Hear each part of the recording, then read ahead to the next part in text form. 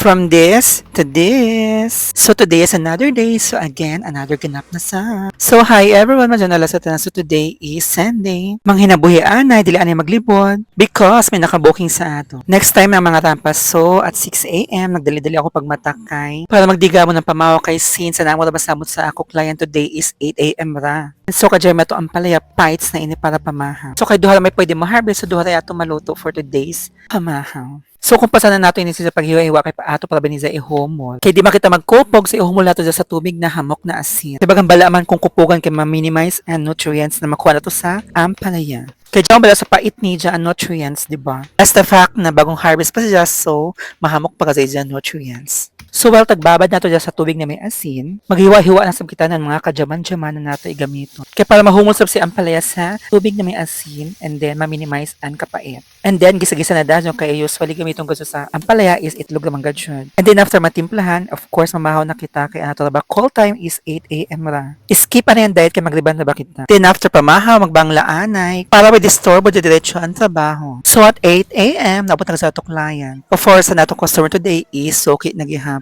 Bagan 3 times ulit sa naliban or kaupat na. Na hindi ano ko dumdum sa kay balik-balik niya sa ako. But today is baga no 2 years is a buhok bago sa nakapautro. Kay basan mga 1 year ago dili pa akong kagkaradyaw. So after na sa mababad na R1 sa nan more than 30 minutes. O 30 minutes ako kanting kay 20 minutes babad tapos pag sudlay tag extend ako ng 10 minutes to 30 kaya nako tagpalit na medisina is 20 minutes sa gadyo ija processing time nakabutang sa ija instruction. So after maluto ang buhok ato na sa i-blower o banlawan tas i-blower and then proceed sa pag-ironing. So pag grabe ko sa kaluto dali sa planchahon kay ismooth an agi. So after ma-plancha proceed na kita sa pagbutang ng R2 or na neutralizer. And again leave it for 20 minutes. And after 20 minutes ato na sa banlawan then proceed sa pagpamaya. So after drying the hair proceed sa kita sa pagplancha since ato tagriban today is dili karadyo kon chemically treated I mean. So ato sa planchahon. Pero din ako isa-isa pasada lang. Pero kung grabe na naagihan ng buhok like color